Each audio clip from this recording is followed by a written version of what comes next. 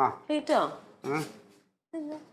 ഇത് കണക്കടി പാർട്ടിയുടെ മാസവരിയും ഒക്കെ. ഇതൊക്കെ ഉണ്ടോ? പിന്നെ നീ എന്താ വെച്ചാൽ പിന്നെ നിന്റെ തൊഴിലുറപ്പ് പോലെ എടി ചുമ്മാ ഇരിക്കുക. അത് കണക്ക് അത് ക്ലീറ്റോ തുടങ്ങിയിട്ടേ കൊടുത്തിട്ടില്ലല്ലോ. സോറി. എന്ത് ഇത് എൻ്റെ ഇതിപ്പോ 2 മാസത്തെ എൻ്റെ പെൻഡിങ് ഉള്ളൂ. ബാക്കി എല്ലാം ഉണ്ട്. അതെ ആ വെള്ളം ഒന്ന് എടുത്തിട്ടൊന്ന് പോയിക്കേ. എവിടെ? കനകന്റെ കൂടെ. എന്തിന്? നമ്മുടെ അമ്മാവനെ KCBയിൽ പൊതുപ്രവർത്തകരെ എടുത്തു തുടങ്ങിയ. അതല്ല, പിന്നെ അമ്മാവനെ അവിടെ നിന്ന് ഭയങ്കര വിഷമിച്ച് വർത്താനം പറയണ്.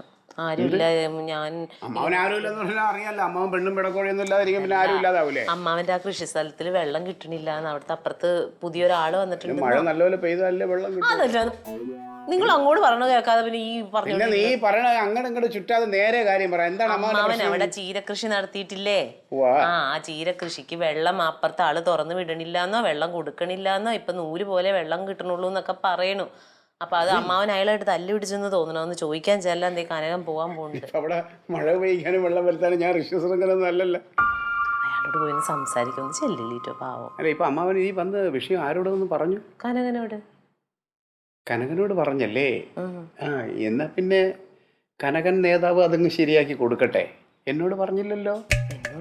നിന്നോട് പറഞ്ഞെങ്കിൽ നീ പോയി ശരിയാക്കി കൊടുക്കും. എടി ഒരു പൊതുപ്രവർത്തകനായി ഞാൻ ഇവിടെ ഇരിക്കുമ്പോൾ ഇങ്ങനെയുള്ളൊരു വിഷയം ആദ്യം വന്ന് എന്നോട് പറയണം. എന്തായാലും ഞാനത് ഇടപെടുള്ളൂ. ഇപ്പൊ എന്തായാലും കനകനോട് പറഞ്ഞിട്ടുണ്ടല്ലോ, കനകൻ അത് ശരിയാക്കി കൊടുക്കട്ടെ. പറയാതെ ക്ലീറ്റോ അത് മനസ്സിൽ നിന്ന് എടുത്ത് പോയി ചെയ്ത് കൊടുക്കുമ്പോ അതിന്റെ ഒരു ഗെറ്റപ്പ് വേറെ. വലിയ മഹാമനസ്കരൊന്നും അല്ല ഞാൻ. ഇതിനേക്കാൾ ഒരുപാട് നീറുന്ന പ്രശ്നങ്ങളുമായിട്ട് ഒരുപാട് ആൾക്കാർ നാട്ടിൽ കിടപ്പുണ്ട്. ഞാൻ അതൊക്കെ സോൾവ് ചെയ്ത് കൊടുത്തോളാം. അങ്ങനെ സമയം കിട്ടുമ്പോൾ വേണമെന്നുണ്ടെങ്കിൽ എനിക്ക് എപ്പോഴെങ്കിലും സമയം വെറുതെ ഒന്നും ചെയ്യാനില്ലാതിരിക്കുമ്പോൾ ഞാൻ പോയി നോക്കാം. അങ്ങനെ നീ നന്ദി. എടി നിന്റെ കമ്മാവ് എന്ത് എന്നോട് വന്ന് പറയാത്തത്? എന്തെന്നോടൊന്ന് പറയാത്തത്? മനുഷ്യൻ അവിടെ ചങ്ക് പൊട്ടിയിരിക്കണു. നിങ്ങളോട് വന്ന് രാവിലെ മൊഴിഞ്ഞാൽ മാത്രമാണ് ചെല്ലാൻ പാടുള്ളൂ. ചങ്ക് പൊട്ടി അവനോട് പോയി പറഞ്ഞാൽ എന്താണ്? അവൻ വിചാരിച്ച വല്ല പിണ്ണാക്കും നടക്കുവോ? എത്ര രൂപയുടെ കൃഷി അവിടെ ഇറക്കി ഇട്ടേക്കണേന്ന് അറിയാമോ? അത് നശിച്ചു പോകുമ്പോ തന്നെ വിഷമം ഉണ്ടാവില്ലേ? നശിച്ചു പോട്ടടി പോണം.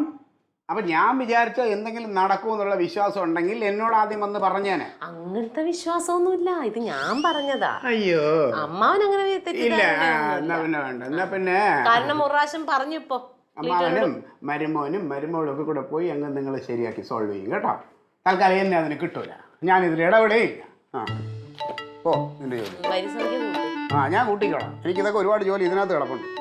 4 3 7 പേരുടെ വരിസംഖ്യ ആയിക്കോട്ടെ. 4 3 7 പേരായാലും അന്തസ്സുണ്ട്.